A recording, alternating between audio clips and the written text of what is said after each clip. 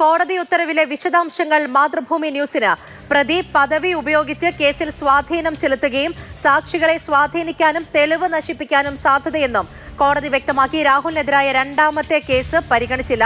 R അനന്തകൃഷ്ണനാണ് തിരുവനന്തപുരത്ത് നിന്ന് വിവരങ്ങളുമായി ചേർന്നത്. അനന്തൻ, കോടതിയിൽ രാഹുൽ മാങ്കൂട്ടത്തിൽ ബാധിച്ച ഓരോ കാര്യങ്ങളും പൊളിയുകയായിരുന്നു.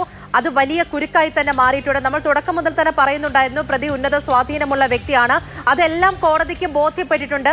രാഹുലിനെതിരായി എന്തെല്ലാം കാര്യങ്ങളാണ് കോടതി മുഖവിലക്കെടുത്തത്? ഈ പകർപ്പിന്റെ വിശദാംശങ്ങൾ, ഉത്തരവിന്റെ വിശദാംശങ്ങൾ എന്തെല്ലാം?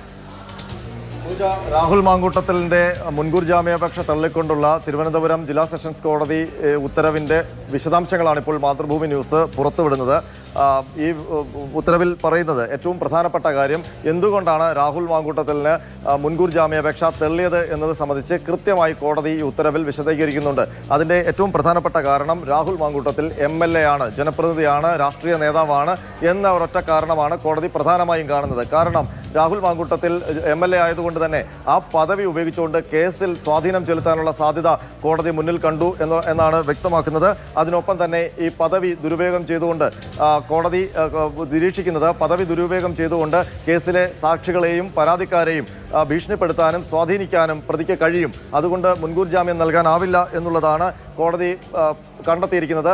മാത്രമല്ല, ഈ കേസിൽ മറ്റൊരു പ്രധാനപ്പെട്ട കാര്യം, രണ്ടാമത് ഇന്നലെ ഒരു കേസ് എടുത്ത കാര്യം, അതായത് ക്രൈംബ്രാഞ്ച് ആസ്ഥാനത്ത് FIR രജിസ്റ്റർ ചെയ്ത കാര്യവും പ്രോസിക്യൂഷൻ കോടതിയെ അറിയിച്ചിരുന്നു. അപ്പോൾ അതുകൂടി പരിഗണിച്ചുകൊണ്ട് ജാമ്യം നിഷേധിക്കണമെന്നാണ് പ്രോസിക്യൂഷൻ കോടതിയിൽ പറഞ്ഞത്. എന്നാൽ ആ പരാമർശം കോടതി മുഖവിലേക്ക് എടുത്തിട്ടില്ല. അതായത് രണ്ടാമതൊരു കേസ് വന്നു എന്നതുകൊണ്ട് ഈ രാഹുൽ മാങ്കൂട്ടത്തിനെതിരെ അത് പരിഗണിച്ചുകൊണ്ട് രാഹുൽ മാങ്കൂട്ടത്തിൽ ഒരു സ്ഥിരം കുറ്റവാളിയാണ് എന്ന് പറയാൻ കഴിയില്ല എന്നാണ് കോടതി നിരീക്ഷിച്ചത്. അതായത് 8 ദിവസത്തോളമായി രാഹുൽ മാങ്കൂട്ടത്തിൽ ഇപ്പോഴും മുന്നിലേക്ക് വന്നിട്ടില്ല. ഈ പല തെളിവുകളും നശിപ്പിക്കാനുള്ള സാഹചര്യം അത് വളരെ വലുതാണ്. എന്നിട്ട് പോലും കോടതിയിൽ കൃത്യമായിട്ടുള്ള തെളിവുകൾ എത്തി എന്നുള്ളത് കൂടി എടുത്തു പറയണ്ടേ? പ്രത്യേകിച്ച് ഡിജിറ്റൽ തെളിവുകളാണ്. അതുൾപ്പെടെ കോടതിക്ക് മുന്നിൽ എത്തിക്കൊണ്ടാണ് ഈ മുൻകൂർ ജാമ്യ ഹർജി തള്ളിയിരിക്കുന്നത്. തീർച്ചയായിട്ടും. പക്ഷേ മുൻകൂർ ഈ തെളിവുകളെല്ലാം കോടതി പരിശോധിച്ചെങ്കിലും അത് സംബന്ധിച്ചൊരു വിലയിരുത്തലേക്ക് കോടതിക്ക് ഈ ഘട്ടത്തിൽ പോകാൻ കഴിയില്ല. അതൊക്കെ പിന്നീട് അന്വേഷണം പൂർത്തിയാക്കി വിചാരണ ഘട്ടത്തിൽ മാത്രമേ തെളിവ് സംബന്ധിച്ചുള്ള വിലയിരുത്തൽ നടത്താൻ കഴിയൂ.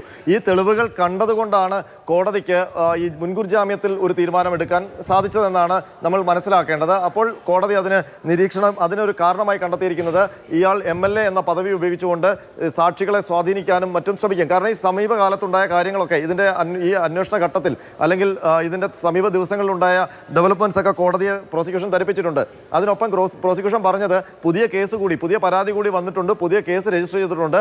ആ കേസ് എടുത്തതോടുകൂടി ഒരു കാര്യം വ്യക്തമാണ്, ഈ പ്രതി സ്ഥിരം കുറ്റവാളിയാണ്, ഇപ്പോൾ ഒരു ഹാബിച്വൽ ഒഫൻഡർ ആണ് എന്നാണ് പ്രോസിക്യൂഷൻ വാദിച്ചത്. പക്ഷേ അങ്ങനെ കാണാൻ കഴിയില്ല എന്നാണ് കോടതി നിരീക്ഷിച്ചത്. കാരണം ഇന്നലെ ഒരു FIR മാത്രമാണ് വന്നിരിക്കുന്നത്, മൊഴി വന്നിട്ടില്ല. ആ FIR മാത്രം പരിഗണിച്ചുകൊണ്ട് ഇയാളൊരു ഹാബിച്വൽ ഒഫൻഡർ ആണെന്ന് പറയാൻ കഴിയില്ല. പക്ഷേ പ്രതിയുടെ മുൻകൂർ ജാമ്യാപേക്ഷയിൽ അനുവദിക്കാൻ കഴിയില്ല. അങ്ങനെ അനുവദിച്ചാൽ പ്രതി പുറത്തു നിന്നുകൊണ്ട് ഈ സാക്ഷികളെയും പരാതിക്കാരെയും സ്വാധീനിക്കാനും ഭീഷണിപ്പെടുത്താനും സാധ്യതയുണ്ട് എന്ന ഒറ്റ കാരണത്താലാണ് രാഹുൽ മാങ്കൂട്ടത്തിൽ ഇപ്പോൾ മുൻകൂർ ജാമ്യം നിഷേധിച്ചിരിക്കുന്നത്. മാത്രമല്ല, അതിലേക്ക് നയിച്ചത് ഈ പ്രധാനമായും പ്രോസിക്യൂഷൻ അവതരിപ്പിച്ചിരിക്കുന്ന തെളിവുകളുമാണ്.